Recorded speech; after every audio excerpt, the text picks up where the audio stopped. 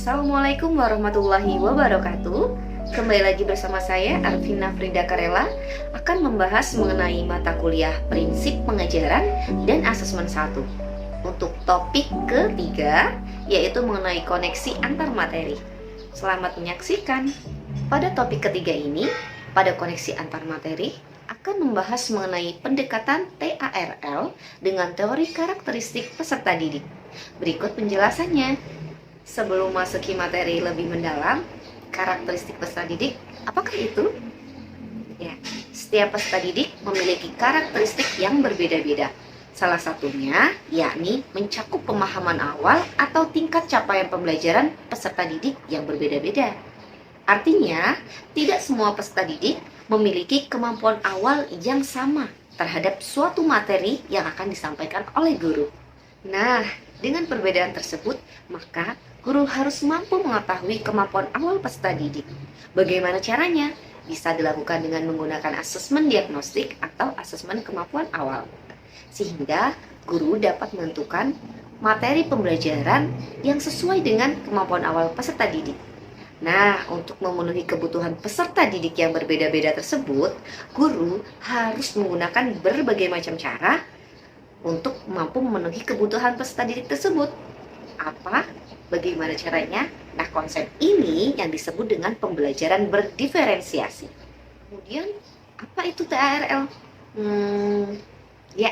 Pendekatan teaching at the right level atau disebut dengan biasanya TARL adalah pendekatan pembelajaran yang menyesuaikan materi pembelajaran dengan tingkat pemahaman peserta didik yang berbeda-beda dalam satu kelas. Kemudian, apa hubungannya dengan diferensiasi? Nah, TARL yang berdiferensiasi yaitu pembelajaran yang dilakukan dengan memberikan materi pembelajaran yang bervariasi sesuai dengan tingkatan capaian peserta didik. Tujuannya adalah agar setiap peserta didik dapat mencapai tujuan pembelajaran yang diharapkan dan menghilangkan kesenjangan pemahaman di dalam kelas.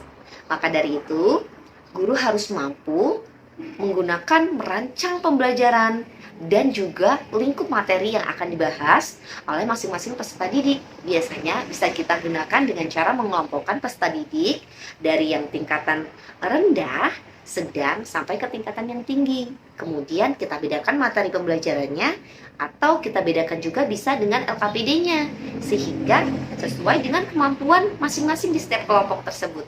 Nah, macam-macam loh contoh diferensi pembelajaran. Ada 3 sih sebenarnya, yaitu pertama, diferensiasi konten, di mana guru bisa menggunakan materi yang akan diajarkan itu bervariasi sesuai dengan tingkatan capaian pembelajaran, seperti tadi yang sudah kita jelaskan.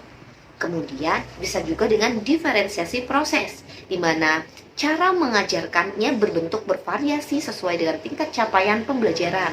Misalkan untuk anak yang masih belum mampu, bisa kita arahkan, bisa kita berikan arahan lebih dalam, atau bisa kita bimbing lebih dalam dibandingkan dengan anak yang tingkat kemampuannya sudah tinggi. Bisa dilakukan secara mandiri. Itu bisa dimasukkan dalam diferensiasi proses. Kemudian diferensiasi produk, di mana nanti performa akhirnya yang akan dihasilkan itu bervariasi sesuai dengan tingkat capaiannya. Misalkan suatu proyek anak yang tingkat capaiannya sudah tinggi, maka menciptakan suatu proyek dan akan dipresentasikan. Kemudian untuk peserta didik yang belum sampai ke tahap itu, masih dalam bimbingan, maka cukup mengerjakan saja, tidak perlu mempresentasikan. Nah, itu juga bisa masuk dalam diferensiasi produk. Lantas, apa korelasinya pendekatan TARL dengan teori karakteristik peserta didik? Ternyata banyak teman-teman korelasinya. Yang pertama, pendekatan TARL kita harus mengetahui dulu apa itu maksudnya, yaitu suatu pendekatan pembelajaran yang menekankan pada penyesuaian materi pelajaran dan metode pengajaran sesuai dengan tingkat kemampuan individu peserta didik. Kemudian, apa itu teori karakteristik peserta didik? Yaitu konsep mengidentifikasi dan memahami berbagai faktor yang mempengaruhi pembelajaran individu. Teori ini mencakup beragam aspek seperti gaya belajar, kecerdasan, minat, motivasi, latar belakang sosial, budaya, dan juga pengalaman hidup peserta didik.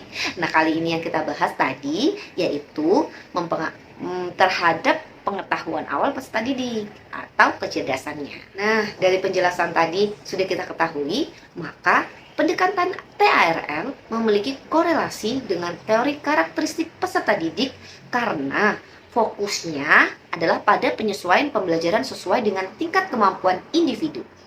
TARL mempertimbangkan karakteristik peserta didik seperti tingkat penguasaan materi, gaya belajar, dan juga kebutuhan individual untuk memberikan pendekatan pembelajaran yang tepat. Dengan demikian, pendekatan TARL secara langsung terkait dengan penerapan teori karakteristik peserta didik dalam konteks praktis pembelajaran di dalam kelas.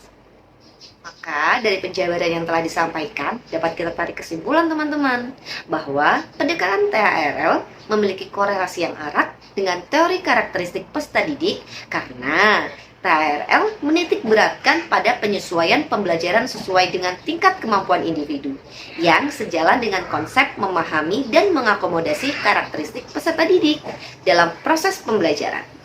Dengan menggabungkan kedua pendekatan ini, diharapkan dapat menciptakan lingkungan belajar yang lebih efektif dan juga inklusif bagi setiap peserta didik.